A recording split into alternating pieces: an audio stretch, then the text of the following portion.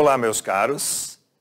Nós vamos comentar as questões discursivas de geografia do VS2, da Federal do Paraná. Dá uma olhada na questão 3, está escrito assim, observe a tabela. E aí ele coloca os 5, está escrito assim, a área plantada com os 5 principais grãos de produção nacional em 1.000 hectares.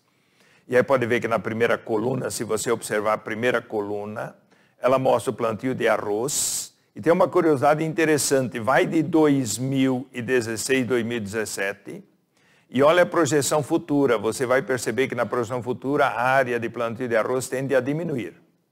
A mesma coisa, olha o feijão, e perceba o que foi acontecendo com o feijão agora, e qual é a perspectiva de área de plantio futuro.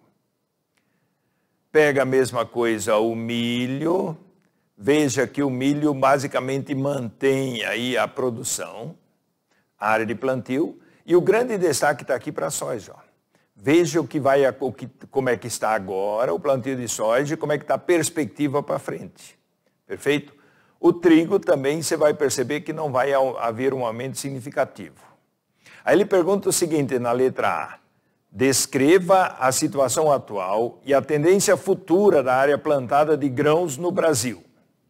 Então, a situação atual qual é? A situação atual, na tabela, você percebe que as áreas principais no Brasil são ocupadas com 2 culturas. Quais? Milho e soja. Essa não é uma tendência de hoje já, é uma tendência de mais tempo. E se perguntarem por quê, e se você tiver que explicar em alguma outra questão por quê, pense no seguinte, e mesmo nessa questão aí você pode colocar isso, a tendência de milho e soja por 2 motivos. O Brasil hoje tem grandes áreas para produtos para exportar e o principal produto nosso de exportação é soja. Portanto, nós temos um mercado espetacular para soja. E você tem que lembrar também que milho e soja são os 2 ingredientes principais na formulação de ração para animais, tanto para porcos, como para frangos, como para bois, gado, bovino também, e a gente mistura principalmente milho e soja. Em função disso, as 2 lavouras principais plantadas no Brasil são milho e soja. Perfeito? Agora olha o que ele cobra a letra B.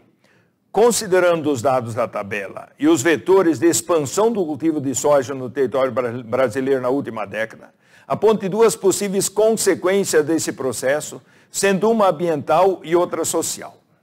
Então, uma consequência ambiental que você pode marcar é a monocultura. Se nós plantarmos sempre a mesma lavoura na mesma área, e a tendência, dá para a gente voltar na tabela, dá uma olhada, olha o tamanho futuro da área plantada com soja e compara com os outros.